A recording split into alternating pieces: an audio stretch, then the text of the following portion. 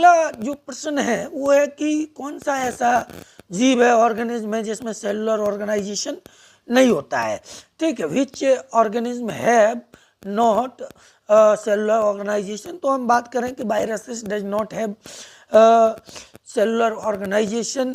Viruses have only a single strand of DNA और RNA.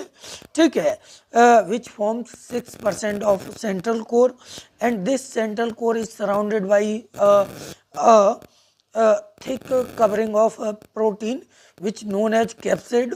ठीक है, viruses are also called nucleocapsid. मतलब कि अगर हम बात करें तो जो वायरस होते हैं उनमें कोई भी मतलब सेलुलर ऑर्गेनाइजेशन नहीं होता है, बल्कि उनके अंदर एक जो है डीएनए या आरएनए का बना सेंट्रल कोर होता है जो चारों तरफ से प्रोटीन की कवरिंग से घिरा होता है, जिसको हम कैप्सिड कहते हैं। और ये कैप्सिड जो है छोटी छोटी स्मॉल यूनिट से बनती है जिसको हम कैप्सोमियर कहते हैं। इसीलिए जो वायरस होता है उसको न्यूक्लियो कैप्सिड भी कहते हैं।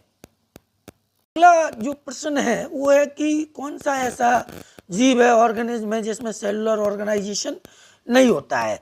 ठीक है, which organism have not cellular organisation. तो हम बात करें कि viruses does not have cellular organisation. Viruses have only a single strand of DNA और आरएनए।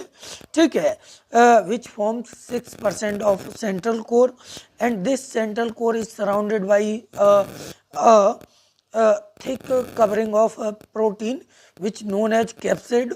ठीक है, viruses are also called nucleocapsid. मतलब कि अगर हम बात करें तो जो वायरस होते हैं उनमें कोई भी मतलब सेलुलर ऑर्गेनाइजेशन नहीं होता है, बल्कि उनके अंदर एक जो है डीएनए या आरएनए का बना सेंट्रल कोर होता है जो चारों तरफ से प्रोटीन की कवरिंग से घिरा होता है, जिसको हम कैप्सिड कहते हैं। और ये कैप्सिड जो है छोटी छोटी स्मॉल यूनिट से बनती है जिसको हम कैप्सोमियर कहते हैं। इसीलिए जो वायरस होता है उसको न्यूक्लियो कैप्सिड भी कहते हैं।